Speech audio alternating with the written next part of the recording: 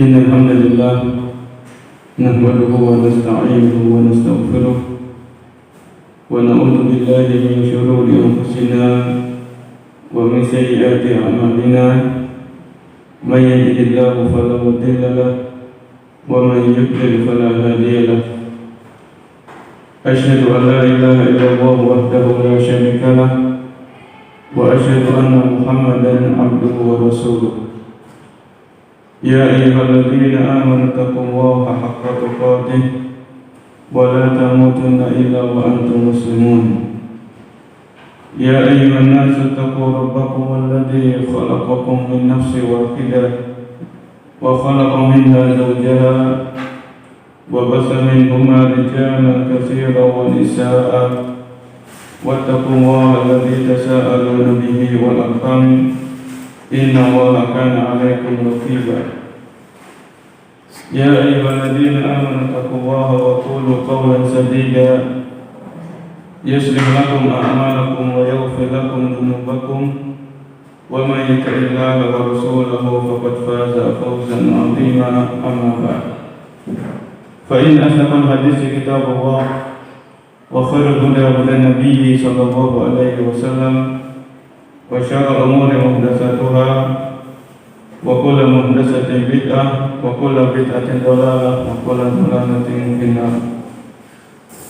Para hadirin kaum muslimin dan muslimah yang dimuliakan oleh Allah Subhanahu wa taala.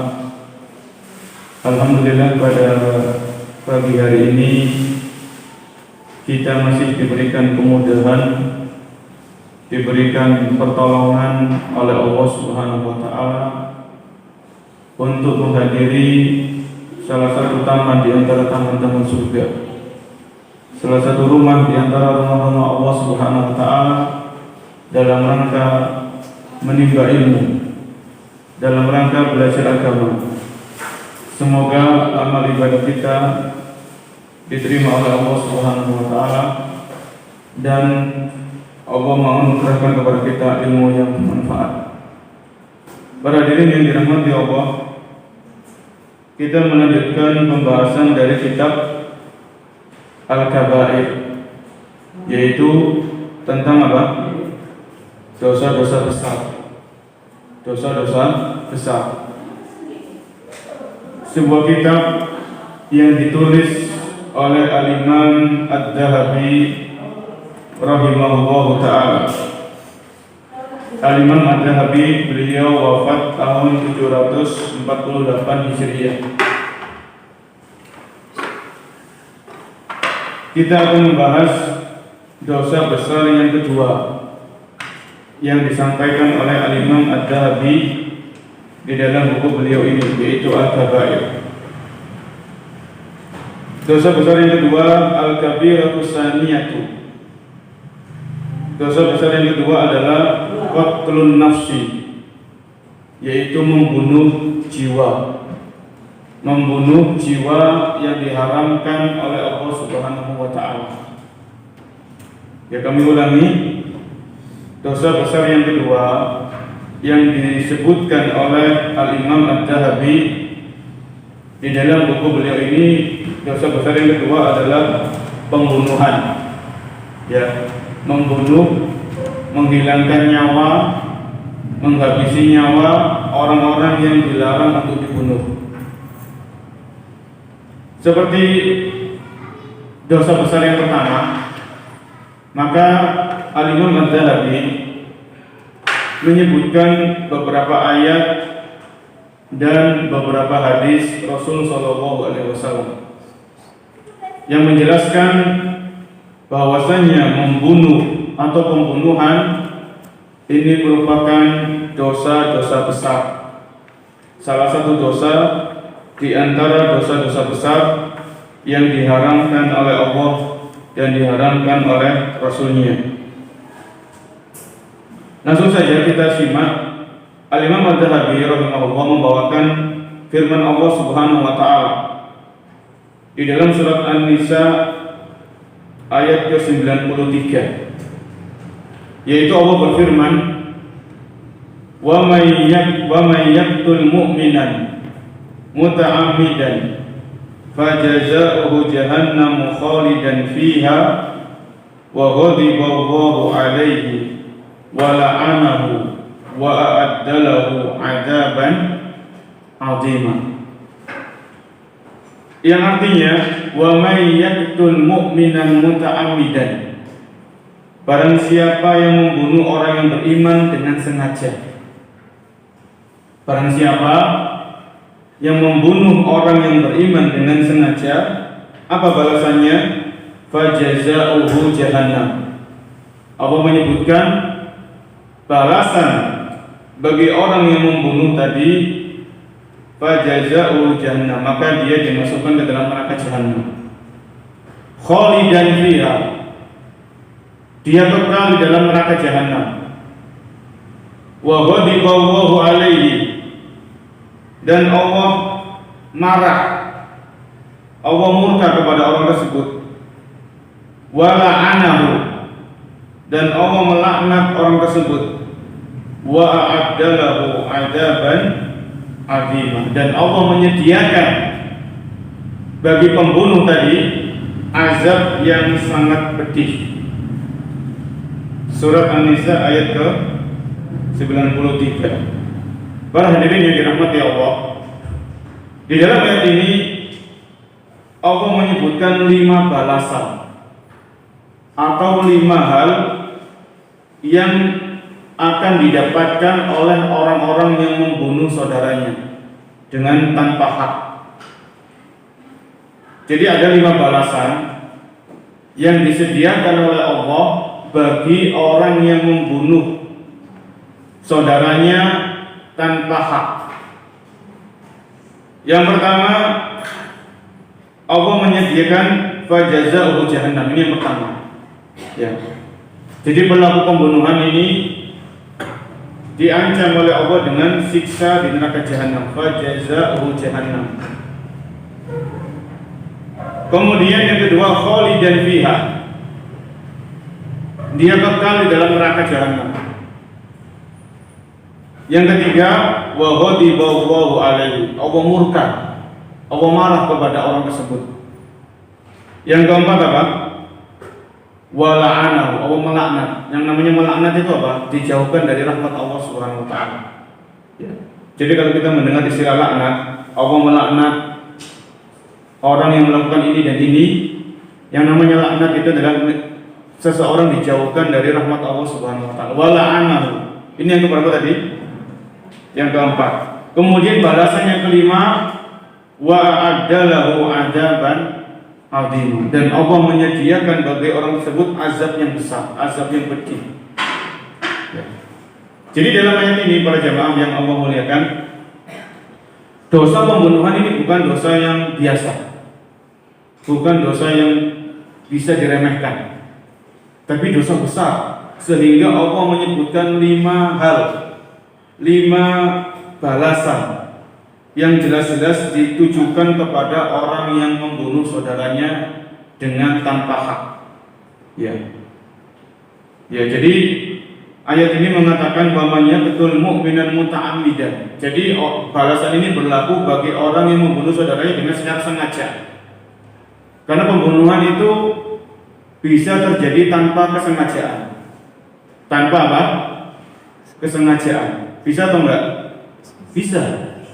Misalnya orang itu naik mobil ya, dia gopo tergesa-gesa, kemudian dia mengemudi dengan mobilnya dengan kencang, ya, dan dia nggak ada maksud untuk bunuh orang, itu nggak ada niat bunuh orang, itu nggak ada. Pada Allah tiba-tiba ada orang yang berangkat gitu ya, kemudian tertubruk, kemudian orang itu apa? Mati gitu. Ya, ini namanya pembunuhan tanpa ada unsur kesengajaan. Tanpa ada unsur kesengajaan. Ya. Jadi ini beda. Di dalam Islam itu ada perbedaan hukuman, perbedaan balasan. Ada orang-orang yang jelas-jelas dia niat untuk membunuh saudaranya, punya keinginan, punya tekad, punya rencana, ya, diatur rencananya secara matang. Ada orang yang membunuh saudaranya memang tanpa ada unsur kesengajaan, nggak ada niat sama sekali. Ya.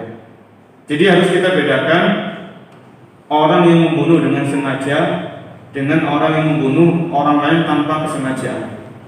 Ya. Atau juga yang ketiga, jadi yang pertama itu orang membunuh saudaranya dengan sengaja.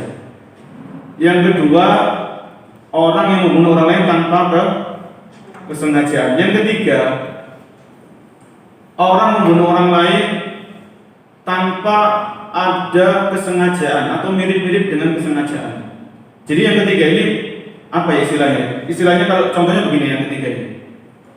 Misalnya ada orang, ya, ada orang itu marah. Kemudian orang ini memukul orang yang dimarahi tadi, dipukul dengan alat yang biasanya alat ini tidak menjadikan orang itu mati. Kalau dipukul itu nggak mematikan orang gitu. Bisa dipahami ya? Mukul misalnya dengan apa? Dengan kayu, tapi kayu bukan kayu yang berat, kayu biasa. Dipukul, kemudian dan orang ini nggak ada niat untuk memukul, tiba-tiba orang itu mati. Jadi dipukul mungkin pelan gitu ya, tiba-tiba mati. Ya. Maka ini juga pembagian yang ketiga, namanya dalam bahasa Arab itu syibhul am, mirip dengan kesengajaan. Tapi bukan sengaja, mirip dengan kesengajaan. Ya. Jadi al-qatlu syibhul amdi.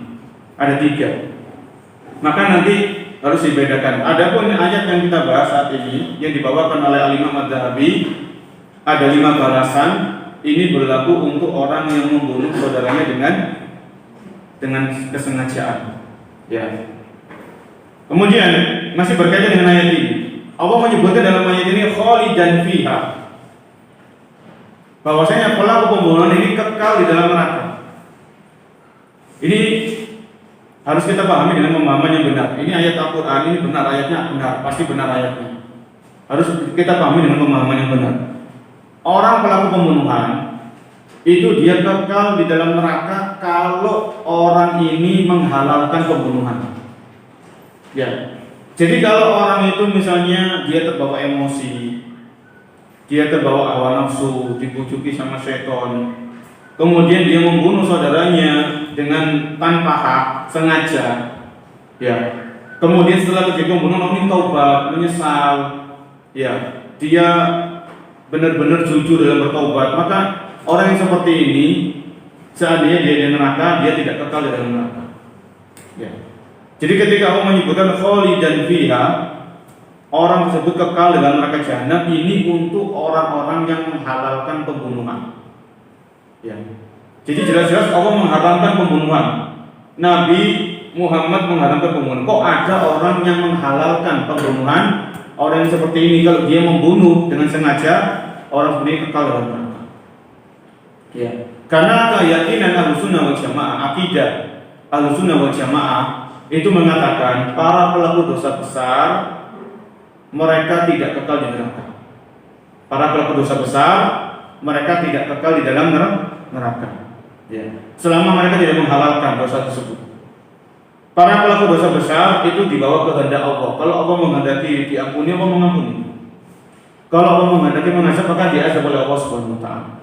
Ya, termasuk pembunuhan. Orang pelaku pembunuhan, selama orang ini tidak menghalalkan pembunuhan, dia terdorong hawa nafsunya, dia diajak-ajaki sama kawan-kawan, teman-teman yang buruk, akhirnya dia melakukan pembunuhan.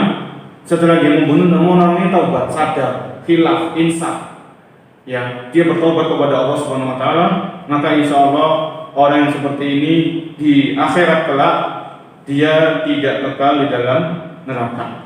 Ya. Ini keyakinan Ahlussunnah wal Jamaah sebagaimana dalil-dalil yang banyak.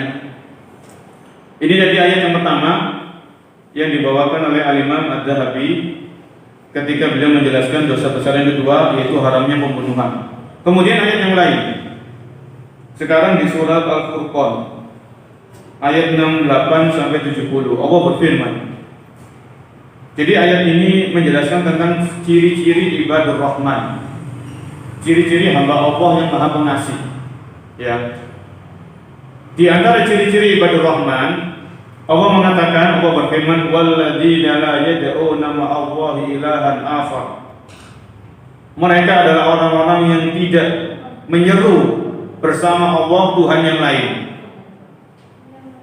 Wala yaqtuluna an-nafsa allati harramallahu illa bil haqq, dan mereka tidak membunuh jiwa yang diharamkan oleh Allah kecuali dengan alasan yang benar.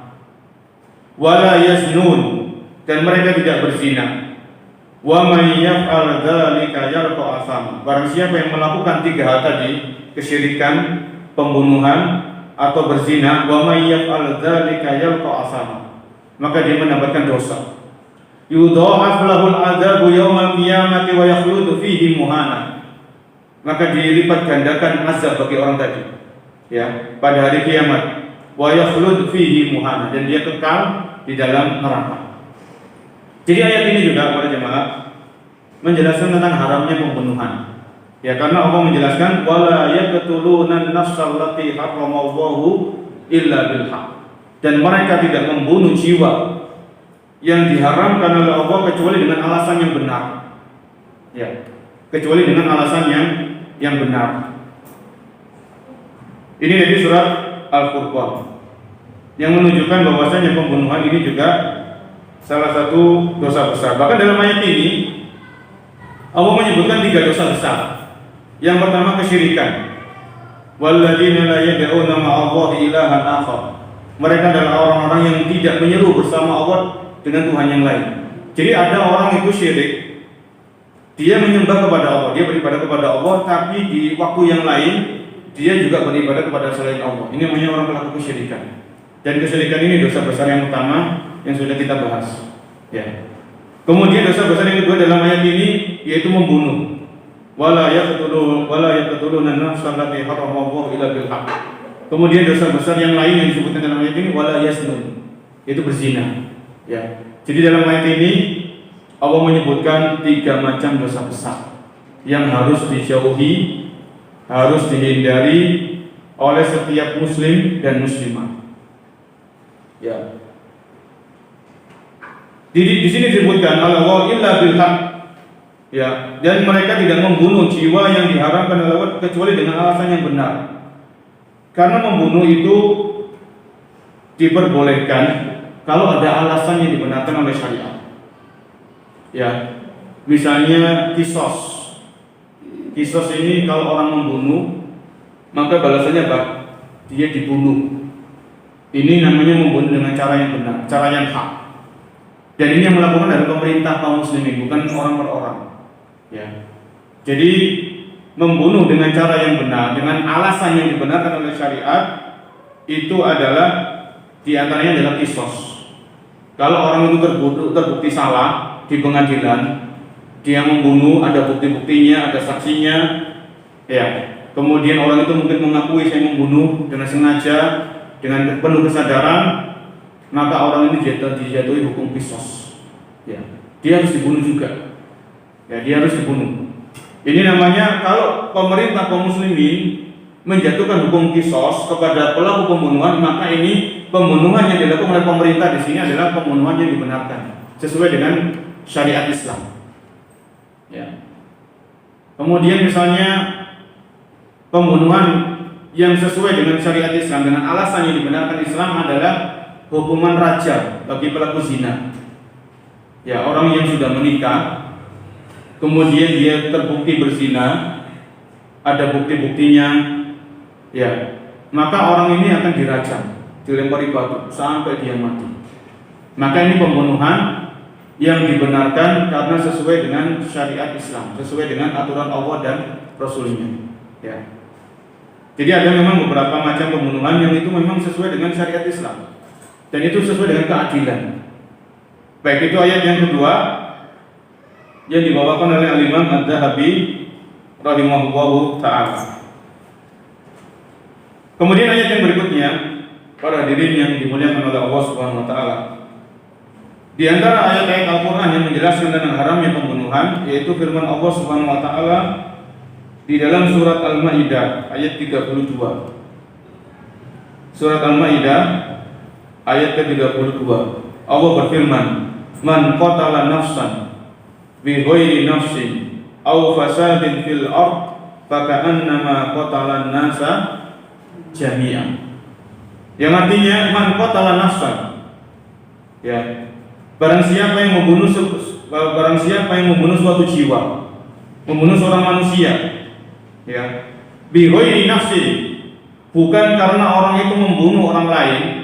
Jadi ketika ada orang membunuh orang lain tanpa alasan yang dibenarkan oleh Islam, ya, au fasadin fil ard, atau berbuat kerusakan di muka bumi, faka'annama qatalan nasa jami'an, maka seolah-olah orang itu telah membunuh seluruh manusia.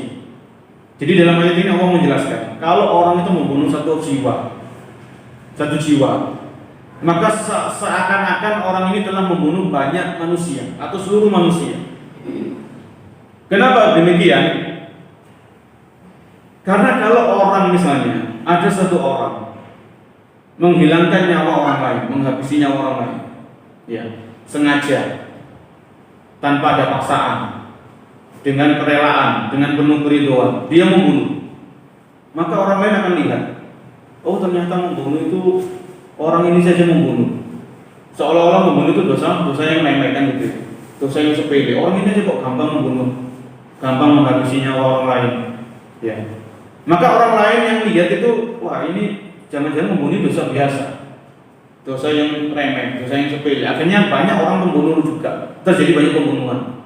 Nah, maka kalau satu nyawa itu dihilangkan, satu nyawa itu dibunuh dengan cara yang tidak sesuai, dengan alasan yang tidak sesuai dengan syariat, maka orang lain itu akan menggampangkan masalah pembunuhan ini, sehingga seolah-olah orang yang membunuh satu jiwa ini, dia telah membunuh banyak jiwa.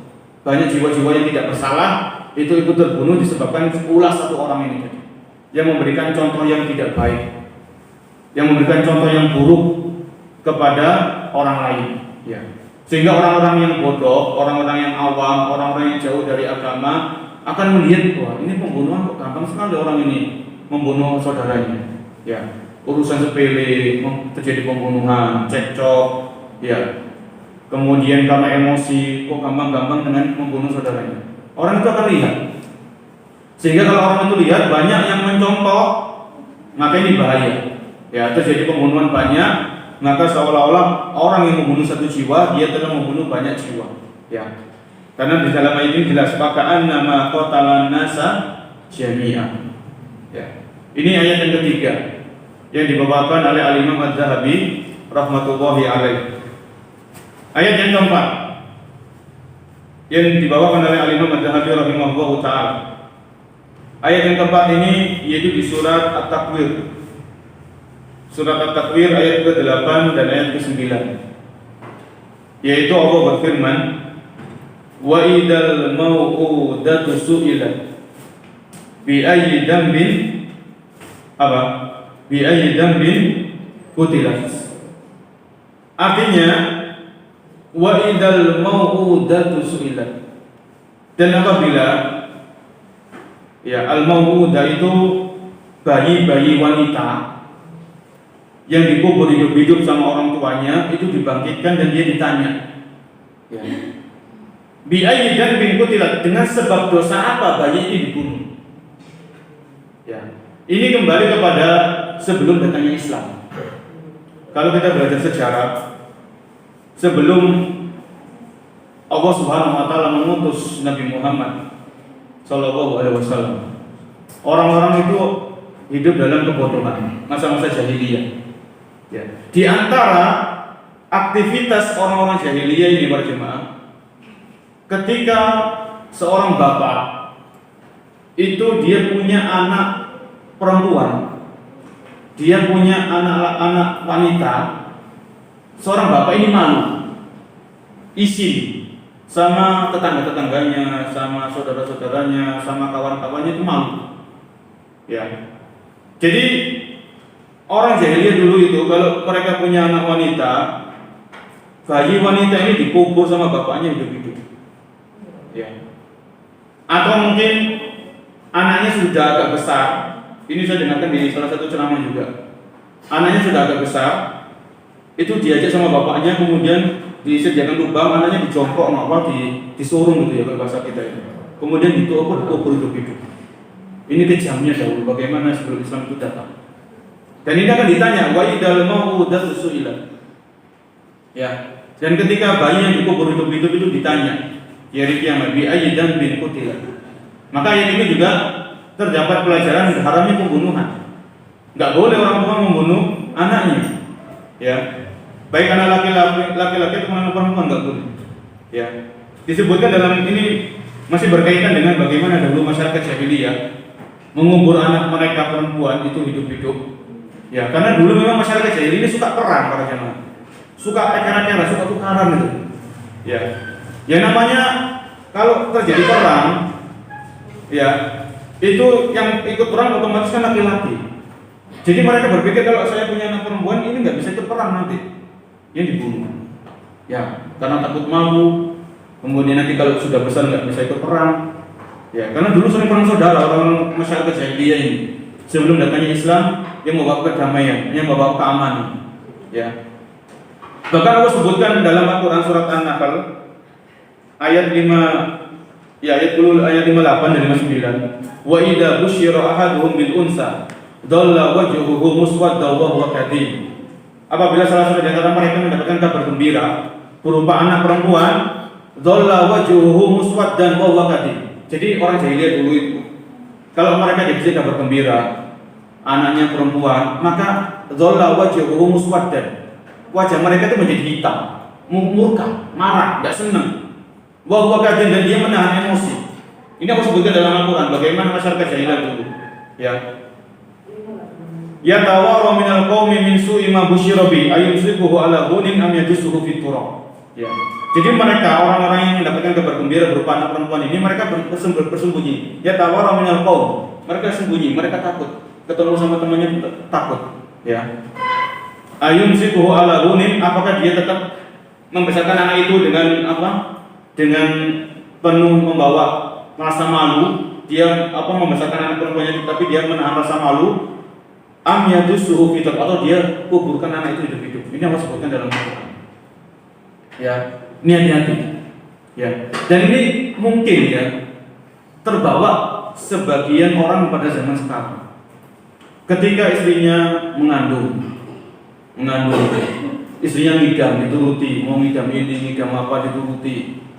Ketika USG, ternyata setelah USG bayinya jaga bayi ini perempuan. Kadang seorang ayah itu kurang gimana gitu. Ini juga nggak benar ini.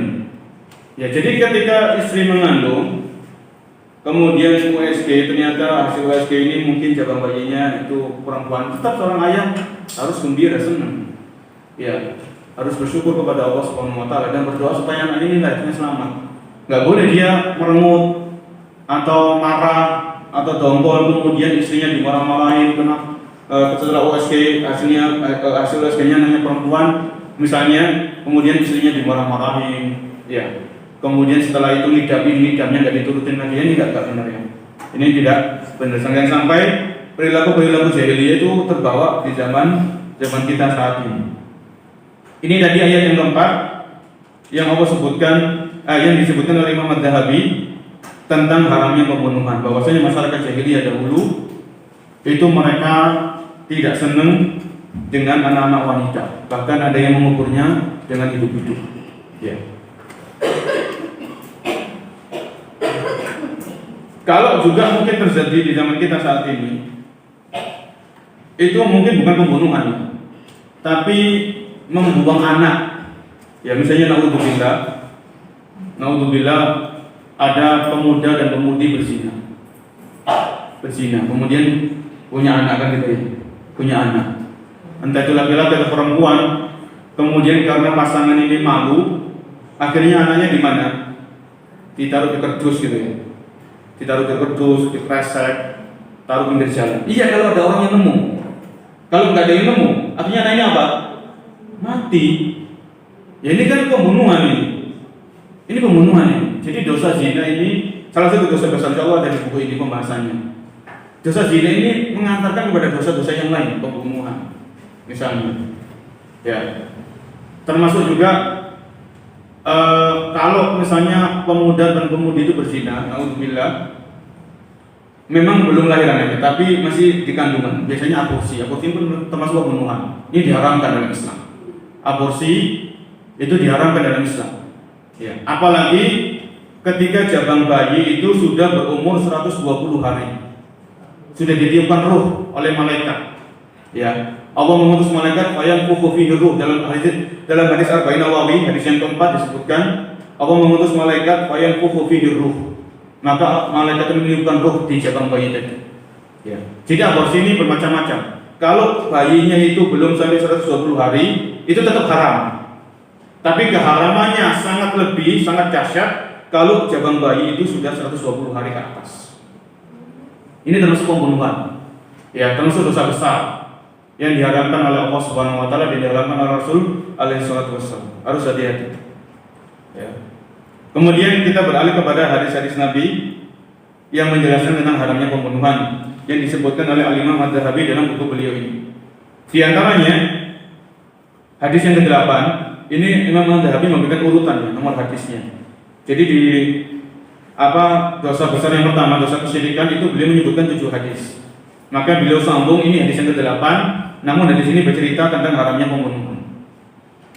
Wa qala an-nabiyyu sallallahu alaihi wasallam, ya, dan Nabi sallallahu alaihi wasallam bersabda, ijtanibus sab'a al-mubiqat. Jauhilah 7 dosa yang membinasakan. Ya. Jauhilah 7 dosa yang menyengsarakan. Ya. Di antaranya fadza barakat lan nafsil lati haramallah. Maka Nabi menyebutkan 7 dosa yang menyengsarakan itu apa? Ya syirik, ya sihir, ya ada 7. Di antara 7 dosa tadi, maka Nabi menyebutkan di antaranya adalah qatlun nafsil lati haramallah, yaitu membunuh jiwa yang diharamkan oleh Allah untuk dibunuh. Dan ini termasuk 7 dosa besar yang membinasakan, menghancurkan, menyengsarakan pelakunya di dunia, terlebih-lebih nanti di akhirat. Ya. Maka Nabi 14 abad yang lalu sudah mewanti-wanti, sudah memberikan warning, peringatan, ijtanibu as-sab'a al-mubiqat. Jauhilah kalian 7 dosa yang membinasakan. Ya, syirik, kemudian sihir, kemudian di antaranya Nabi menyebutkan yaitu qatlun nafs, membunuh jiwa yang haram untuk dibunuh. Ya, ini jadi tegas. Hadis ini menjelaskan kepada kita tentang ketegasan larangan membunuh jiwa-jiwa yang diharamkan untuk dibunuh. Ya, karena Nabi menyebutkan pembunuhan termasuk dosa-dosa yang menyengsarakan, yang membuat pelakunya itu binasa di akhirat kelak. Kemudian hadis yang ke-9, hadis yang berikutnya masih tentang haramnya pembunuhan. Wa qala alaihi salatu wassalam, Nabi sallallahu alaihi wasallam bersabda. Ya, beliau pernah ditanya, Nabi ini pernah ditanya. Kalau Nabi itu ditanya, berarti yang bertanya siapa? Sahabat. Itu pasti. Ya, karena sahabat ini, di antara definisi sahabat itu siapa? Sahabat ini orang yang bertemu dengan Nabi, bertemu secara tatap muka, ya, bukan melalui mimpi, bertemu langsung dengan Nabi 4 mata, atau mungkin banyak orang pokoknya ketemu, pernah lihat langsung wajahnya Nabi. Walaupun mungkin 1 menit, 10 menit, pokoknya pernah ketemu langsung sama Nabi. Ya, orang yang pernah bertemu dengan Nabi, beriman kepada Nabi, ya, beriman dan terhadap apa yang dibawa oleh Nabi, yaitu masuk Islam, dan meninggal dalam keadaan iman. Ini definisi sahabat. Ya. Jadi kalau di sini Bapak Suila, Nabi pernah ditanya, maka yang bertanya di sini salah seorang sahabat. Ya. Ada seorang sahabat pernah bertanya, ayyudzan bi'adham. Dosa apa yang agung ya Rasulullah? Ya. Jadi dosa itu banyak. Maksiat itu banyak. Para sahabat ini bertanya, ayyudzan bi'adham. Dosa apa yang besar itu ya Rasulullah? Dosa yang agung itu yang bagaimana? Ini sahabat ini bertanya. Qala, maka Nabi menjawab, anta ja'ala lillahi niddan wa huwa khalaqaka. Dosa besar itu engkau menjadikan sekutu bagi Allah. Ya, padahal Allah yang menciptakan dirimu. Engkau menjadikan sekutu bagi Allah yang padahal jelas-jelas Allah yang menciptakan dirimu. Ini dosa besar. Ya, ini adalah kesyirikan. Ya, anta ja'ala lillahi niddan wa huwa khalaqaka. Engkau menjadikan sekutu bagi Allah padahal engkau yakin, engkau tahu padahal hanya Allah yang menciptakan dirimu. Ya. Ini dosa besar yang pertama yang disebutkan oleh Nabi dalam hadis ini. Kemudian sahabat tadi bertanya, kemudian apa lagi ya Rasulullah? Ya. Nah, kemudian Nabi menjawab, antaqtula waladaka khasyata an yat'ama ma'aka. Nabi menyebutkan dosa besar yang kedua dalam hadis ini, dalam redaksi hadis ini. Kemudian apa ya Rasulullah? Nabi menjawab, antaqtula waladak, engkau membunuh anakmu, ya, khasyata an yat'ama ma'aka, karena engkau takut anakmu ini makan jatah rezeki. Ya. Antaqtula waladak, engkau membunuh anakmu, baik laki-laki atau perempuan, karena engkau takut anakmu ini nanti memakan atau mengurangi jatah rezeki. Ini dosa besar yang kedua yang disebutkan oleh Nabi dalam hadis ini. Ya. Kemudian ditanya lagi, ya Rasulullah apa lagi kemudian? Kemudian Nabi menjawab, qol antuzani halilata jarika, yang yaitu engkau berzina dengan istri tetanggamu. Ya. Jadi zina ini umum, zina ini haram, semuanya haram. Apalagi berzina dengan istrinya tetangga, ini jauh lebih dahsyat lagi keharamannya. Baik, yang kita perhatikan dalam hadis ini para jamaah yang Allah muliakan, ya hadis ini diriwayatkan oleh Imam Bukhari, hadisnya hadis yang sahih. Ketika Nabi ditanya dosa besar yang kedua, antaqtula waladaka khasyata an yat'ama ma'aka, yaitu engkau membunuh anakmu karena engkau takut anakmu ini mengurangi jatah rezeki. Ya. Ini termasuk dosa besar ketika orang tua membunuh anaknya. Bahkan dalam Al-Quran Allah juga menegaskan dalam Al-Quran, ya, di dalam surat Al-Isra ayat 31. Surat Al-Isra ayat ke-31 Allah berfirman, wala taqtulu auladakum khasyata imlaqin nahnu narzuquhum wa iyyakum. Yang artinya apa? Allah mengatakan, Allah berfirman, Al-Isra 31, wala taqtulu auladakum khasyata imlaq. Jangan kalian membunuh anak-anak kalian karena takut miskin, takut kelaparan, takut kere misalnya dalam bahasa kasarnya gitu. Wala taqtulu auladakum khasyata imlaq. Janganlah kalian membunuh anak-anak kalian karena takut miskin, takut nggak bisa ngisi makan, ya, takut nanti nggak bisa nyekolahkan, takut nanti, pokoknya takut banyak, ya. Dan ini memang syaitan ini musuh bebuyutan kita, itu pasti. Ya, syaitan ini musuh bebuyutan kita, musuh yang nyata. Ya, mulai zamannya Nabi Adam sampai zaman kita saat ini, sampai hari kiamat. Syaitan ini membisik-bisiki manusia, ditakut-takutin miskin. Asyaitonu ya'idukumul faqra. Dalam ayat yang lain, ya. Asyaitonu ya'idukumul faqra. Syaitan itu menjanjikan untuk kalian, membisik-bisik kalian supaya kalian takut miskin. Ya'idukumul faqra. Ya. Maka ketika ada orang tua yang membunuh anaknya, sambil membunuh anaknya karena takut miskin, maka orang tua ini dibujuk-bujui, dirayu, disibisik-bisiki sama syaitan. Ya. Wala taqtulu auladakum khasyata imlaq. Jangan kalian membunuh anak-anak kalian karena takut miskin. Kemudian Allah tegaskan, nahnu narzuquhum. Kami yang memberikan rezeki kepada anak-anak kalian. Wa iyyakum, dan kepada kalian wahai para orang tua. Ya. Jadi orang yang beriman itu tenang karena dia yakin Allah yang ngasih rezeki kepada anak-anaknya. Allah yang ngasih rezeki kepada kita selaku orang tua, Allah juga yang ngasih rezeki kepada anak-anak kita. Nahnu narzuquhum. Kamilah yang memberikan rezeki kepada mereka, yaitu anak-anak kalian. Wa iyyakum, dan kepada kalian wahai para orang tua. Ya. Jadi nggak boleh orang tua itu membunuh anak-anaknya karena takut miskin, atau membatasi punya anak karena takut miskin, membatasi tanpa alasan yang dibenarkan. 2 anak cukup kan gitu ya, padahal masih bisa punya anak lebih banyak. Ya. Kalau nggak ada alasan yang dibenarkan, misalnya memang si ibu ini kalau misalnya dia punya lebih dari 2 anak, membahayakan jiwanya, itu kan punya alasan yang memang dibenarkan secara medis. Ya, dokter-dokter yang terpercaya, muslim, amanah, mengatakan kalau ibu ini punya anak yang ketiga membahayakan jiwanya misalnya.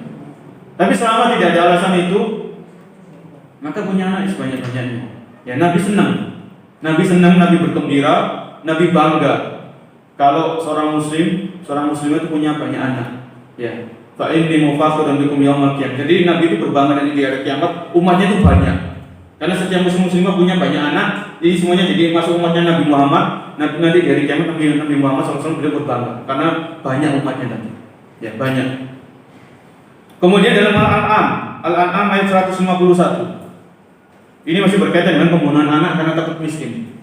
Al-An'am 151 Allah berfirman, "Wala taqtulu auladakum min imlaq. Nahnu narzuqukum wa iyyahum." Ini mirip-mirip dengan ayat yang sebelumnya tadi. Wala taqtulu auladakum min imlaq. Janganlah kalian membunuh anak-anak kalian karena kefakiran kalian. Jadi yang ayat ini Al-An'am 151 ini orang tuanya ini sudah miskin. Kalau ayat Al-Isra 31 orang tuanya masih kaya, masih kecukupan, tapi takut miskin. Ya. Kalau Al-An'am 151 para jemaah, wala taqtulu auladakum min imlaq. Janganlah kalian membunuh anak-anak kalian karena kemiskinan kalian. Ya. Jadi orang tuanya sudah miskin, sudah jatuh miskin. Ya. Itu masih tetap dilarang oleh Allah, jangan kalian membunuh anak-anak kalian karena kemiskinan kalian. Nahnu narzuqukum. Allah di sini menyebutkan kami yaitu Allah akan memberikan rezeki kepada kalian. Wa iyyahum, dan kepada anak-anak kalian. Ya. Jadi dua ayat ini Al-Isra 31 sama Al-An'am 151 ini ada sedikit miripan. Kalau di Al-Isra 31 itu orang tuanya masih belum miskin, tapi takut miskin. Kalau yang Al-An'am 151 orang tuanya sudah jatuh miskin. Ya, sudah miskin tapi dilarang oleh Allah untuk membunuh anak-anak mereka. Karena sekali lagi kita kembali pada pembahasan karena pembunuhan ini salah satu dosa di antara dosa-dosa besar, ya, yang berbahaya. Ini tadi hadis yang ke-9 atau hadis yang kedua dalam pembahasan kita. Kemudian kita lanjutkan di sini, yaitu sabda Nabi SAW hadis yang ke-10 dalam kitab ini.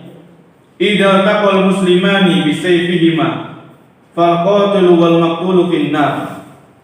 Kalau ada dua orang muslim bertemu, sama-sama bawa pedang, sama-sama bawa alat yang tajam, ya. Idza taqal muslimani bi sayfihima fal qatilu wal maqtulu finnar. Orang yang membunuh dan orang yang terbunuh itu di neraka. Ya. Kalau ada dua orang muslim bertemu, mau saling membunuh, ya, sama-sama bawa senjata tajam. Nabi mengatakan fal qatilu wal maqtulu finnar. Orang yang membunuh dan yang dibunuh itu di neraka. Kemudian para sahabat bertanya, orang yang membunuh ini wajar di neraka, dia dosa besar. Dia pelaku dosa besar. Bagaimana orang yang terbunuh kok bisa diikut-ikutan di neraka? Ya Rasulullah, masa sahabat bertanya, ya Rasulullah, hadal qatil, ini wajar, ini membunuh, dia di neraka. Ya. Fama balul maqtul, bagaimana orang yang terbunuh ini kok bisa ikut-ikutan dijeburkan oleh Allah dalam neraka, diancam dalam neraka? Qala, maka Nabi menjelaskan, innahu kana harisan ala qatli sahibihi. Sesungguhnya orang yang terbunuh ini, ya, sebelum dia terbunuh itu dia sudah punya tekad, punya azam, punya keinginan untuk membunuh saudaranya. Cuman keduluan. Cuman apa?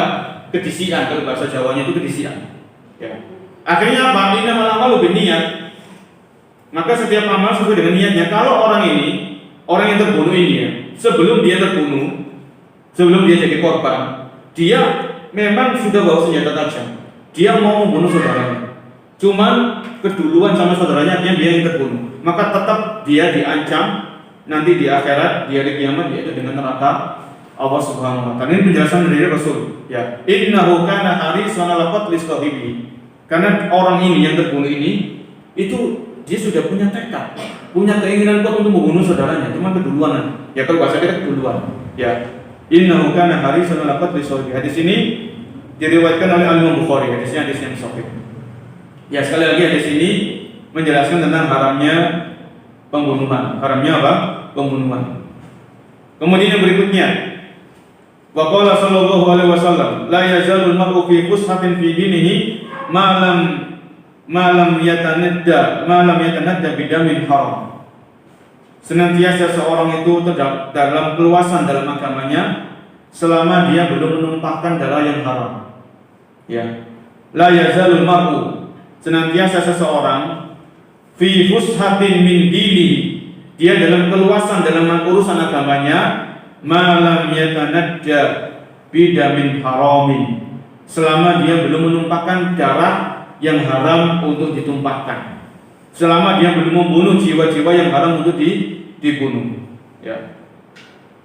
Ini hadis ini terdapat pembicaraan, ya, ada yang mengatakan hadisnya yang lemah, namun masih banyak hadis yang sahih yang menjelaskan kepada kita bahwasanya pembunuhan itu adalah jelas-jelas perkara yang diharamkan. Ya. Jadi dalam masalah pembunuhan ini ada 3 hak yang berkaitan. Kalau ada satu jiwa terbunuh, itu ada 3 hak yang berkaitan. Yang pertama hak Allah Subhanahu Wa Taala. Ya. Allah jelas-jelas dengan tegas melarang pembunuhan dalam Al-Quran. Ya. Kok ada orang Muslim atau saudara muslimah membunuh saudaranya, maka Muslim atau Muslimah telah melanggar hak Allah Subhanahu Wa Taala. Ya. Allah melarang, kok dilanggar, maka ini telah melanggar hak Allah. Ini yang pertama. Yang kedua, ketika terjadi pembunuhan yang berkaitan dengan hak orang lain, yaitu auliyaul maqtul. Auliyaul maqtul ini keluarga dari orang yang terbunuh. Ya, misalnya begini. Kalau yang terbunuh itu seorang bapak, seorang suami, seorang kepala keluarga, otomatis nanti istrinya jadi janda, kan begitu ya. Anak-anaknya jadi apa? Yatim. Oh, ini panjang, urusannya panjang. Ya. Kalau seorang yang terbunuh seorang suami, seorang kepala keluarga, tulang punggungnya keluarga. Akhirnya orang yang terbunuh, istrinya sedih, anak-anaknya sedih, jadi yatim. Ya. Kemudian kerabat-kerabatnya juga ikut sedih, nangis. Ya. Jadi auliyaul maqtul punya hak, bisa menuntut. Ya, bisa menuntut. Oleh karena itu, kalau di negeri yang ditegakkan syariat Islam seperti Saudi Arabia, itu kalau terjadi pembunuhan, kemudian si pembunuh ini dia taubat kepada Allah, jujur dan bertobat, itu urusannya dia dengan Allah Subhanahu Wa Taala, dia tidak akhirat. Adapun urusan dengan keluarga korban ini diselesaikan di pengadilan. Kalau keluarga korban ini mau memaafkan, itu bisa dengan meminta tebusan. Ya, minta apa? Tebusan. Bahkan saya pernah dengar ceramah itu dari Ustaz Firanda, ya, hafizahullah taala, ketika beliau masih di Saudi, itu di Mekah terjadi pembunuhan. Kemudian keluarga korban ini menuntut, mereka mau memaafkan, tapi harus yang pembunuh harus menebus sampai nilainya 28 miliar. Satu jiwa, satu nyawa. 28 miliar. Ya. Dan memang orang yang membunuh ini dia punya kabilah, kalau bahasa kita itu marga. Jadi marga-marganya, kabilah-kabilahnya ini urunan, patungan, supaya orang yang dari marganya ini, kabilahnya ini nggak dibunuh, nggak dikisos sama pengadilan. Akhirnya terkumpul sampai 28 miliar. Kalau dirupiahkan ya, kalau real itu kan ukurannya beda, berapa juta real misalnya. Ya, itu sampai miliar dikasihkan kemudian dimaafkan. Jadi bisa, itu bisa di dalam Islam seperti itu. Ya, auliyaul maqtul. Jadi keluarga yang terbunuh ini, keluarga dari korban ini, mereka bisa nuntut. Ya. Mereka bisa menuntut orang yang membunuh harus dibunuh, kisos. Saat kami nggak mau memaafkan, itu terserah mereka, itu boleh-boleh saja. Kami selaku keluarga, saya istrinya, ini anak-anaknya nggak mau memaafkan. Wis, titik. Akhirnya harus dikisos. Ya. Harus dibunuh, orang ini harus dibunuh. Tapi kalau keluarga korban ini bisa milih, wis kita maafkan orang ini, tapi kami minta tebusan, itu bisa. Ya, itu boleh-boleh saja dalam Islam, dan itu dilegalkan dalam Islam. Ya. Jadi hak yang kedua yang dilanggar ketika terjadi kasus pembunuhan, yang pertama hak Allah Subhanahu Wa Taala, yang kemudian yang kedua adalah hak dari korban, dari keluarga korban ini. Kemudian yang ketiga, para jamaah, hak dari orang yang terbunuh. Ya. Bagaimana orang ini minta maaf kepada orang yang sudah mati? Ya. Kan dia membunuh saudaranya dengan sengaja, dengan penuh keridhaan, kerelaan, dengan ada rencana kemudian dibunuh. kemudian tiba-tiba dia menyesal, dia sadar, dia taubat, dia tahu ini haram. Akhirnya ini sudah terlanjur, darah sudah tertumpah, orang yang sudah meninggal, otomatis nggak bisa dia minta maaf. Ini nanti diselesaikan di hari kiamat. Diselesaikan di hari kiamat ini. Ya. Diselesaikan di hari kiamat. Jadi kalau kita belajar akidah, mungkin para jemaah sudah pernah mendengarkan kajian-kajian tentang akidah atau baca-baca buku tentang akidah. Ketika seorang muslim dan muslimah itu lewat sirat ini, sirat selamat. Lewat sirat itu selamat. Entah itu lewat siratnya itu sambil lari, atau sambil jalan kaki, atau sambil merangkak. Karena orang lewat sirat itu macam-macam sesuai dengan amal perbuatannya. Intinya selamat. Orang ini lewat sirat selamat, nggak nyebur ke neraka. Sebelum orang ini masuk surga, kan setelah sirat itu dikit lagi surga, sedikit lagi sudah surga.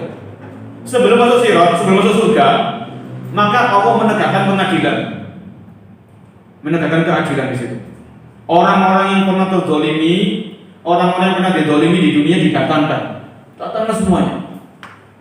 Jadi orang yang berhasil lewat sirat, dia punya pahala yang banyak, pahalanya mungkin sebesar gunung, numpuk pahalanya. Didatangkan orang-orang yang pernah dizolimi, termasuk yang pernah dibunuhnya itu. Nuntut orang yang terbunuh ini nanti bisa nuntut nanti di akhirat. Jadi nuntut orang yang membunuhnya tadi, dituntut. Akhirnya apa? Karena waktu itu sudah nggak ada dinar, nggak ada dirham, nggak ada rupiah, nggak ada dolar, nggak ada emas, perak, yang ada cuma pahala dan dosa. Ya. Jadi orang yang terbunuh ini nuntut orang yang membunuhnya tadi semasa di dunia. Akhirnya apa? Kebaikan orang yang pembunuh ini diambil, diberikan kepada siapa? Orang yang terbunuh tadi, yang terzolimi. Orang dibunuh kan terzolimi dia kan, terzolimi, teraniaya, terzalimi. Maka kebaikannya diambil oleh Allah Subhanahu wa Ta'ala, diberikan kepada orang yang terzolimi. Ya, kalau yang dizolimi satu orang, kalau yang dibunuh cuma satu orang, ya kalau banyak, pahalanya disedot terus, diambil, diberikan kepada orang yang terzolimi, sampai kalau pahalanya orang ini habis, entek, nol gitu ya. Dosa-dosa orang yang terzolimi diambil, diberikan kepada orang yang menzolimi. Jadi orang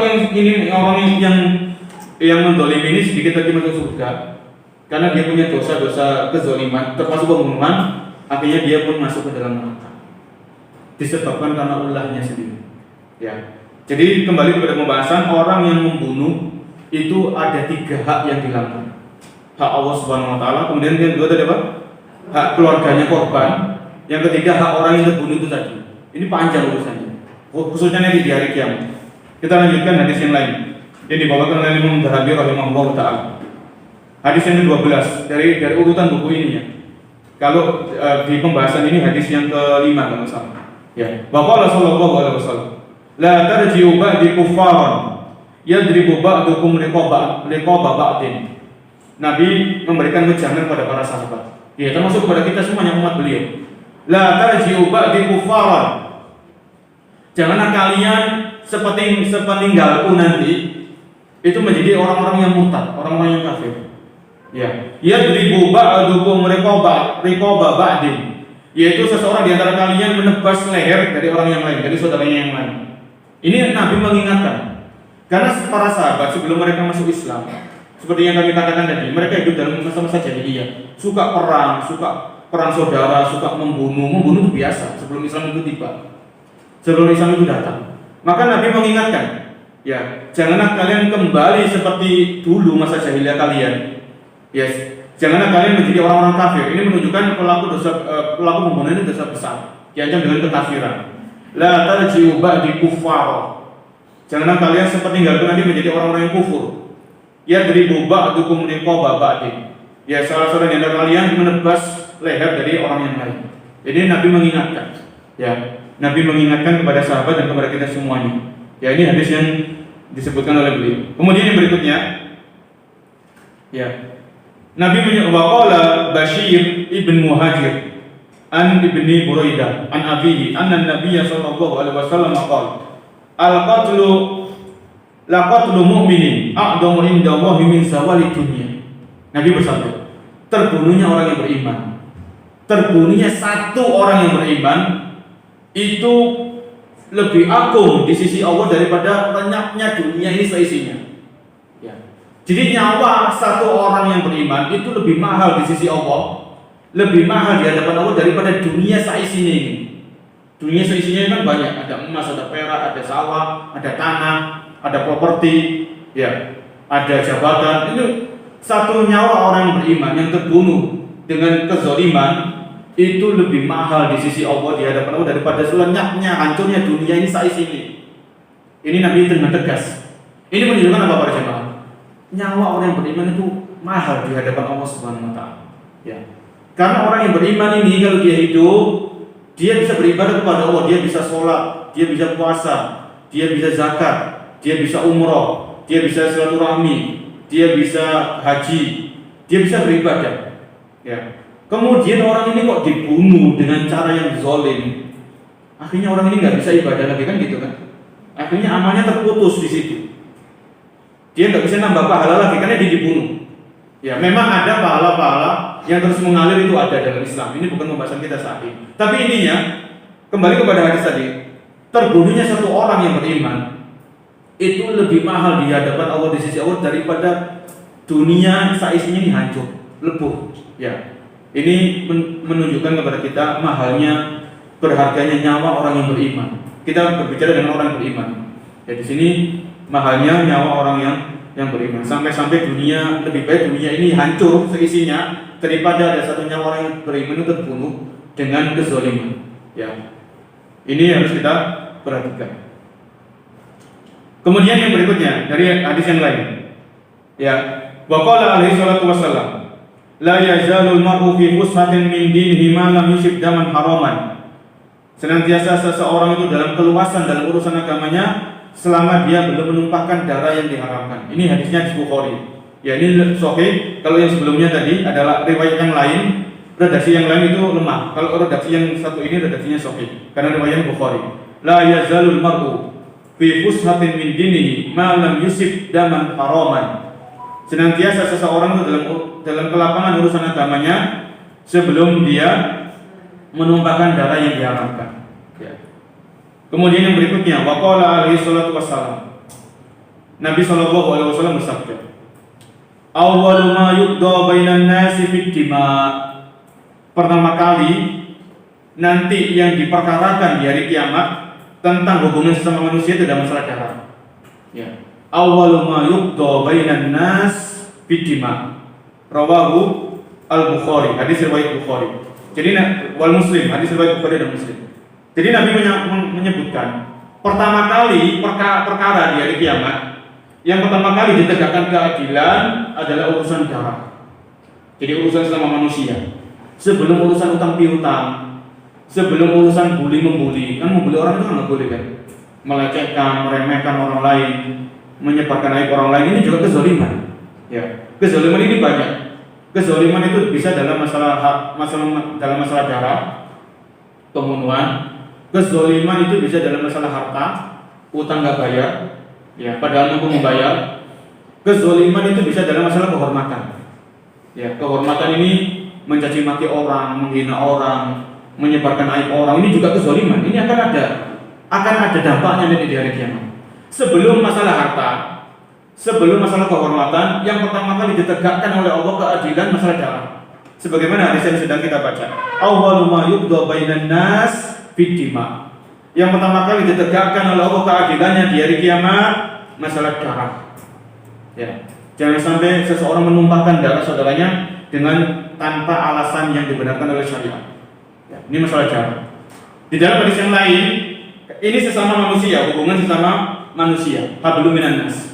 Kalau hablum min Allah, hubungan manusia dengan Allah yang pertama kali dihisab itu adalah sholat. Awwalu ma yuhasabul abdu min amalihi as-shalah. Yang pertama kali dihisab oleh Allah dari amalan-amalan seorang hamba itu adalah sholat. Ini kalau kita berbicara hubungan seorang hamba dengan Allah Subhanahu wa taala, hablum min Allah. Tapi kalau hablum minan nas, hubungan secara manusia horizontal sesama manusia, yang pertama kali diputuskan dalam masalah ini adalah darah. Ya. Jadi berat. Ya, sekali lagi para jamaah, ini masalah darah, ini masalah berat. Ya. Perkara yang sangat-sangat agung nanti khususnya di hari kiamat. Khususnya di hari kiamat. Kemudian Nabi di dalam hadis yang lain, ya ada tiga hadis yang tersisa, ya ada beberapa hadis, kita cepatkan saja. Wa qala Firas an Syabi an Abdullah bin Amr qala Rasulullah sallallahu alaihi wasallam, Nabi bersabda, akbarul kabair, dosa besar yang paling besar, al-isyraku billah, ya syirik kepada Allah, wa qatlun nafs, membunuh jiwa yang diharamkan, wa uququl walidain, dan durhaka kepada kedua orang tua. Ya, ini sekali lagi hadis ini juga menegaskan bahwasanya pembunuhan termasuk dosa besar. Wa qala Humayd ibn Hilal nabba'ana Nasr ibn Asim nabba'ana Uqbah ibn Malik an Nabi sallallahu alaihi wasallam, inna Allah aba alayya min qatli mu'minan. Ya, sesungguhnya Allah enggan mengabulkan permohonanku ketika ada orang yang beriman membunuh saudaranya yang beriman. Ini tuh, jadi hadis ini, hadis yang ke-17 urutannya dari buku ini, itu ada ceritanya. Dulu para jamaah di zaman Nabi, ketika terjadi perang antara pasukan Muslim dengan pasukan kafir, kemudian ada salah satu pasukan Muslim membunuh pasukan kafir, yang dimana pasukan kafir ini sebelum dia terbunuh dia mengucapkan syahadat, asyhadu an la ilaha illallah wa anna muhammadar rasulullah. Sama pasukan Muslim ini tetap dibunuh. Karena apa? Karena pasukan Muslim ini menganggap orang ini hampir terbunuh, akhirnya supaya dia nggak dibunuh dia mengucapkan syahadat. Akhirnya sama pasukan ini tetap dibunuh. Kemudian Nabi marah, Nabi murka, Nabi nggak setuju dengan perbuatan orang ini, pasukan Muslim ini. Ya. Jadi Nabi marah, kemudian Nabi menyebutkan innallaha aba alayya min qatli mu'min. Sesungguhnya Allah enggan menerima taubat. Maksudnya ini kalau orang itu nggak benar-benar taubatnya itu asal-asalan. Sesungguhnya Allah enggan menerima taubat dari orang yang membunuh saudaranya yang beriman. Ya. Jadi Nabi nggak setuju dengan perilaku pasukan tadi. Kalau orang itu sudah mengucapkan kalimat syahadat, dia sudah jangan dibunuh. Urusan batin, urusan hati itu hanya Allah yang tahu. Orang ini masuk Islam karena benar-benar dia ingin masuk Islam karena tahu kebenaran Islam, atau orang ini masuk Islam karena takut dibunuh, itu urusan dia dengan Allah Subhanahu wa taala. Yang penting kita menghukumi secara dhahir, orang ini sudah mengucapkan kalimat syahadat, jangan dibunuh. Ya. Maka pasukan Muslim tadi tetap membunuhnya. Ya, maka Rasulullah marah ya terhadap pasukan tersebut. Ya. Ini tadi salah satu hadis yang disebutkan oleh Al-Imam Adz-Dzahabi. Kemudian hadis yang berikutnya, Nabi bersabda, "Ma min nafsin tuqtalu dzulman illa kana ala ibni Adam al-awwal kiflun min damiha, li'annahu awwalu man sanna al-qatla." Tidaklah ada satu jiwa yang terbunuh secara zalim kecuali bagi anak Adam yang pertama itu dosa darinya. Li'annahu awwalu man sanna al-qatla, karena anak Adam ini yang pertama kali mencontohkan pembunuhan. Kita masih ingat kisahnya Qabil dan Habil. Ya. Jadi pembunuhan di muka bumi yang pertama kali yang terjadi ya pembunuhan antara dua saudara ini. Qabil membunuh Habil. Ini disebutkan dalam Al-Qur'an. Ya. Nanti bisa dilihat surat Al-Maidah ayat ke-29, sekitar 29 atau 27 dalam 29. Ya, watlu alaihim naba'a bani Adam bil haq. Bacakan kepada mereka kisah tentang dua anak Adam. Yang kisah ini kisah yang nyata. Ya. Id qarraba qurbanan fatuqbila min ahadihima wa lam yutaqabbal min al-akhar. Jadi dua anak Adam ini memberikan kurban, hewan kurban. Ya. Fatuqbila min ahadihima. Salah satu dari dua anak Adam ini diterima kurbannya, yang satu nggak diterima.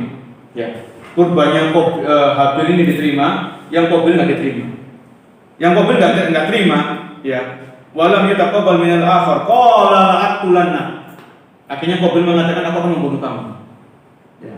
Karena hasad, karena iri, karena benci, karena iri. Ya. Hasad ini bahaya semua. Orang-orang itu bisa membunuh karena apa? Karena hasad, karena iri, karena dengki ini tadi. Ya. Itu bisa terjadi pembunuhan. Seperti anak Adam ini, Qabil membunuh kamu. Qala la'aqtulanna. Aku akan membunuh kamu. Ini jelas. Qala innama yataqabbalu Allahu minal muttaqin. Kemudian Habil sebelum dibunuh itu dia nasihati saudaranya, sesungguhnya Allah hanya menerima amalan dari orang yang bertakwa, orang yang tulus, orang yang ikhlas, ya. Kemudian masih tentang kisah ini, lain basatta yadaya lain basatta ilayya yadaka litaqtulan. Kalau engkau menjulurkan tanganmu untuk membunuh diriku, wahai Qabil, ya. Ma ana bibasiti yadiya ma ana bibasiti yadiya ilaika liaqtulak. Maka aku tidak akan menjulurkan tanganmu membunuh kamu. Ya. Jadi Habil ini sebelum dia dibunuh itu menasihati saudaranya, jangan kamu bunuh saya. Ya. Jangan saya bunuh saya. Ini akhafu Allah rabbul alamin. Aku takut kepada Allah. Ya. Kalau kamu wahai Qabil, kalau bahasa kita mau membunuh saya silakan. Saya nggak akan melawan. Saya nggak akan membunuh kamu. Saya takut kepada Allah Subhanahu wa taala, Tuhan semesta alam. Ya. Inni uridu an tabu'a bi ismi wa ismika fatakuna min ashabin nar wa dzalika jazaa'ud dzalimin. Fatawwa'at lahu nafsuhu qatla akhi fa qatala. Ya. Fa asbaha minal khasirin. Kemudian benar-benar Qabil ini membunuh saudaranya dari Habil. Ya, fa asbaha minal khasirin. Kemudian aku sebutkan, maka Qabil ini termasuk orang yang merugi. Ya. Jadi kalau kita kembali kepada hadis ini, tidaklah terjadi pembunuhan di muka bumi ini kecuali Qabil ini itu mendapatkan dosanya. Karena dia yang pertama kali mencontohkan pembunuhan di muka bumi ini. Ya, dapat dosanya. Jadi kalau dalam Islam itu ada pahala jariyah, ada juga dosa jariyah itu ada. Jadi hati-hati. Ya. Dosa jariyah itu kalau kita mencontohkan kemaksiatan, mencontohkan keburukan kepada orang lain, kemudian ditiru, diamalkan, maka dosa itu tetap mengalir walaupun kita sudah mati. Oh, bahaya.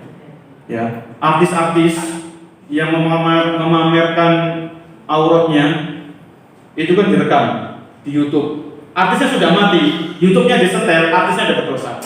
Ngalir dosanya. Pemain-pemain musik legendaris gitu ya. Kemudian pemain musiknya sudah mati, yang nyanyi sudah mati, musiknya tetap didengarkan, dosanya terus mengalir. Dosanya terus mengalir. Ini jadi jangan kita lihat di satu sisi, memang ada pahala jariyah. Ini yang harus kita kejar. Tapi kita juga hati-hati dari dosa jariyah. Ya, terutama bagi orang tua. Orang tua jangan sampai ngasih contoh yang buruk kepada anak-anaknya. Ucapan-ucapan yang buruk, ucapan-ucapan yang kasar, ya, ucapan-ucapan yang menyakitkan, mengajari anaknya berbohong. Oh, ini jangan sampai. Anak ini gampang nyontoh pada jamaah. Anak itu nyontoh plek sama orang tuanya biasanya. Sebelum anak ini mendengarkan nasihat orang tuanya, anak ini lihat perilaku orang tuanya dulu. Perilaku orang tuanya dilihat, gerak-geriknya, ibadahnya, dilihat sama anak ini terekam. Ya, kalau orang tuanya ngajarkan keburukan, ini hati-hati. Biasanya dosa nanti, jangan-jangan ini dosa jariyah mengalir pada saya nggak mau seperti itu. Ya, jadi kembali kepada pembahasan, kalau terjadi pembunuhan, sebagaimana sabda Nabi hadis Bukhari dan Muslim, maka Qabil anak Adam ini mendapatkan dosanya, karena dia yang pertama kali mencontohkan pembunuhan. Ya, kita lanjutkan beberapa hadis, 4 hadis lagi. Ani bin Umar, ani Nabi Shallallahu Alaihi Wasallam, man qatala mu'ahadan lam yurah raihatal jannah wa inna rihaha tujadu min masirati 40 yawman. Rawahul Bukhari. Barang siapa yang membunuh kafir mu'ahad, maka dia tidak bisa mencium bau surga. Dia tidak bisa mencium aroma surga. Padahal aroma surga itu bisa dicium dengan jarak 40 tahun perjalanan. 40 tahun perjalanan. Kalau dulu ini kan Nabi mengatakan pakai onta atau pakai onta zaman itu. Jadi 40 tahun perjalanan surga itu sudah tercium baunya. Tapi kalau orang itu membunuh kafir mu'ahad, maka dia terancam nggak bisa masuk surga. Dia harus ke neraka dulu. Ya. Jadi kafir itu ada 4. Orang kafir itu ada 4. Ini yang harus kita ketahui. Yang pertama orang kafir zimmi. Kafir apa? Kafir zimmi. Kafir zimmi itu orang kafir yang tinggal di negeri Islam. Orang kafir, dia nggak agamanya nggak Islam, dia nggak mau masuk Islam, dia nggak mau masuk Islam atau belum masuk Islam, tapi dia tinggal di negeri Islam dan dia bayar upeti, bayar kepada pemerintah kaum muslimin. Maka kafir zimmi ini dilindungi oleh pemerintah muslim, dilindungi. Ini nggak boleh dibunuh. Ya, jadi yang pertama kafir zimmi, orang kafir orang kafir dia tinggal di negeri Islam, dia nggak ganggu orang Islam, dia nggak usir kepada orang Islam, dan dia bayar upah, dia bayar upeti kepada pemerintah kaum muslimin. Ini harus dilindungi. Ya, nggak boleh dibunuh.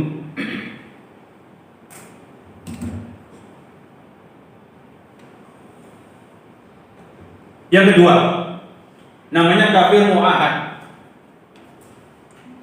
Kafir mu'ahad ini bagaimana? Kafir mu'ahad ini orang kafir tinggal di negerinya, negeri kafir.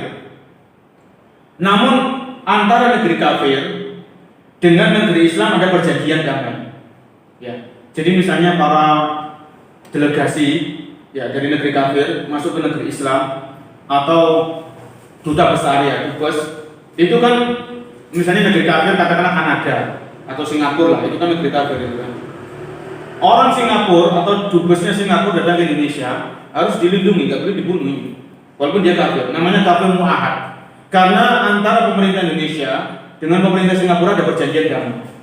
Kalau warga Singapura atau utusanku datang ke negeri kamu, wahai Indonesia, negeri Islam, jangan dibunuh, jangan diapa-apakan. Ini harus dijaga, nggak boleh ditumpahkan darahnya.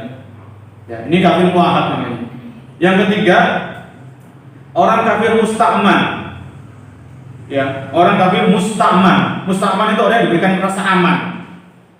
Orang yang diberikan rasa aman atau minta jaminan keamanan. Misalnya begini, terjadi peperangan antara negeri kafir dengan negeri muslim, perang, terjadi peperangan, perang masih lanjut. Kemudian ada orang dari negeri kafir datang ke negeri muslim yang masih perang, dua negara yang masih perang. Ada orang dari negeri kafir yang sedang perang dengan negeri Islam datang ke negeri Islam, dan orang ini minta diberikan aman, saya minta jaminan keamanan. Ya. Maka kalau pemerintah Islam memberikan jaminan keamanan, ini namanya kafir musta'man. Walaupun negaranya sedang perang dengan negaranya orang ini tadi, perang. Ya. Tetap kalau pemerintah kaum muslimin memberikan keamanan, jaminan aman kepada orang musta'man ini harus dijaga keamanan, nggak boleh ditumpahkan darahnya. Ya. Ini yang ketiga. Yang terakhir adalah kafir harbi. Kafir harbi ini kafir yang memerangi orang Islam, memerangi negeri kaum muslimin. Ya. Ini namanya kafir harbi. Pakai hak, harbi gitu aja. Aslinya pakai hak, kalau bahasanya itu al-kafir al-harbi, harb ya, memerangi. Ya. Jadi kalau ada orang kafir datang ke negeri muslim kemudian dia menzolimi orang-orang muslim, merajalela, merampas hartanya orang-orang Islam, membunuh orang-orang Islam, maka orang harus diperangi memang. Orang ini boleh ditumpahkan darahnya karena orang ini memerangi orang-orang Islam. Namanya kafir harbi. Jadi kembali kepada hadis pada jamaah. Nabi mengatakan, Nabi bersabda, "Man qatala mu'ahadan." Barang siapa yang membunuh kafir mu'ahad, orang kafir yang ada perjanjian dengan negeri muslim, maka orang yang membunuh ini dia tidak bisa mencium aroma surga. Ya. Kalau aromanya saja dia nggak bisa mencium, otomatis dia harus mampir dulu ke neraka. Ya. Sesuai dengan kadar dosanya. Kalau Allah menghendaki, Allah akan mengentaskan orang ini dari neraka, dimasukkan ke dalam surga. Ya. Waktunya lama atau tidak ini tergantung kembali kepada kasih sayang Allah Subhanahu wa Ta'ala. Ini bahayanya membunuh orang-orang kafir yang jelas-jelas dapat jaminan keamanan dari negeri muslim. Ya. Ini yang sangat disayangkan ketika ada kelompok-kelompok takfiri, kelompok-kelompok yang suka mengkafirkan. Ya. Beberapa tahun yang lalu terjadi pengeboman di gereja kan gitu ya, di Surabaya, di Diponegoro, di Arjuna. Itu orang-orang yang memang orang-orang bodoh itu pengomongnya, orang-orang yang memang tidak paham agama. Mereka menganggap membunuh orang Kristen, padahal orang Kristen ini dilindungi oleh pemerintah kita. Ya, orang Kristen, orang Hindu, orang Buddha, ya mereka memang kafir. Kita yakin mereka kafir, mereka non Muslim. Akidah mereka beda dengan akidah kita. Jangan dicampur adukan masalah akidah ini, jangan dicampur adukan. Tapi selama mereka tidak ganggu kita nggak boleh ganggu mereka, kan begitu. Ini namanya toleransi yang benar, itu seperti itu. Toleransi yang benar, kita membiarkan mereka beribadah sesuai dengan keyakinan mereka, dengan tetap meyakini akidah mereka akidah yang salah, akidah yang rusak. Ya. Orang-orang Nasrani itu meyakini Allah punya anak. Orang Islam meyakini Allah nggak punya anak, Allah Maha Esa. Ya. Kalau masalah akidah beda, Toleransi, kita biarkan mereka sesuai dengan keyakinan mereka. Kita nggak ganggu mereka, kita nggak menghalang-halangi mereka ke tempat ibadah mereka. Mereka juga nggak boleh menghalang-halangi kita melakukan ibadah sesuai dengan agama kita. Ya. Jadi toleransi itu kita membiarkan mereka beribadah sesuai dengan keyakinannya. Dengan tetap meyakini bahwasanya satu-satunya agama yang diterima oleh Allah Islam. Inna dina indallahil Islam. Sesungguhnya agama yang diterima di sisi Allah Islam. Ini harus ada, keyakinan itu harus ada. Jangan dicampur adukan, jangan jadikan gaduh-gaduh. Ya, toleransi tapi pada tempatnya. Ya. Jadi kita nggak boleh menyakiti, nggak boleh mengambil harta mereka. Jadi orang kafir ini tetap nggak boleh diambil hartanya dengan cara yang zalim, nggak boleh. Mengambil hartanya nggak boleh, mengganggu fisiknya nggak boleh, apalagi dibunuh. Ini lebih besar lagi. Ya, dosanya lebih besar lagi di sisi Allah Subhanahu wa Ta'ala. Ya. Islam itu agama perdamaian, agama aman. Ya. Kalau Islam itu mayoritas, Islam melindungi yang minoritas. Tapi bayangkan kalau Islam yang minoritas, biasanya apa? Islam yang dibantai. Terjadi di mana? Di Myanmar kan ya? Di Rohingya. Islam minoritas dibantai di sana. Terjadi di Cina. Di salah satu provinsi di Cina, Muslim di sana sedikit. Dibantai sama orang-orang kafir di sana. Ya. Tapi kalau Islam itu mayoritas, Islam melindungi yang minoritas. Ini indahnya Islam yang tidak diketahui oleh sebagian orang-orang kafir. Yang orang-orang kafir menutup mata karena mereka tahu, ya, tapi mereka menutup mata, mereka belum dapat hidayah dari Allah Subhanahu Wa Taala. Ya, ini tadi di antara hadis-hadis yang disampaikan oleh Al-Imam Adz-Dzahabi rahimahullah taala. Adapun hadis-hadis yang lain mungkin semakna atau semisal tentang hadis-hadis yang kita sebutkan yang sudah kita bahas. Jadi kesimpulannya, sebelum kita buka forum diskusi, mungkin ada yang mau menambahkan atau yang bertanya. Kesimpulannya adalah bahwasanya pembunuhan itu adalah salah satu dosa besar yang tentunya perkaranya sangat agung, khususnya nanti di hari kiamat ada keadilan dari Allah Subhanahu wa Ta'ala. Ya, Allah Zat yang Maha Adil, Allah tidak akan menzalimi hambanya sedikit pun. Ya, semuanya yang merasa terzalimi akan ditegakkan keadilan di hari kiamat. Kalau memang kita merasa di dunia, ya dunianya seperti ini, dunia ini seperti ini. Kalau kita di dunia itu kan orang membunuh, jelas-jelas ya dia membunuh, kemudian dia punya duit, dia datangkan pengacara kan gitu kan. Dia punya pengacara, akhirnya dia lepas dari apa? Dari hukuman. Ini dunia. Dunia ya seperti ini. Orang punya duit, dia punya pengacara yang handal, dia bisa membela, pengacara ini bisa membolak-balikkan fakta, ya, dan sebagainya. Akhirnya orang ini lepas dari hukuman. Itu dunia. Adapun di akhirat beda urusannya. Setiap kezaliman sekecil apapun akan ada balasannya. Apalagi masalah darah. Masalah darah, masalah yang besar, bukan masalah yang sepele, bukan masalah yang remeh. Wallahu a'lam. Mungkin itu yang bisa kita bahas pada kesempatan pagi hari ini. Apabila para hadirin, bapak-bapak atau ibu-ibu ada pertanyaan, kami persilakan. Wallahu a'lam bishawab.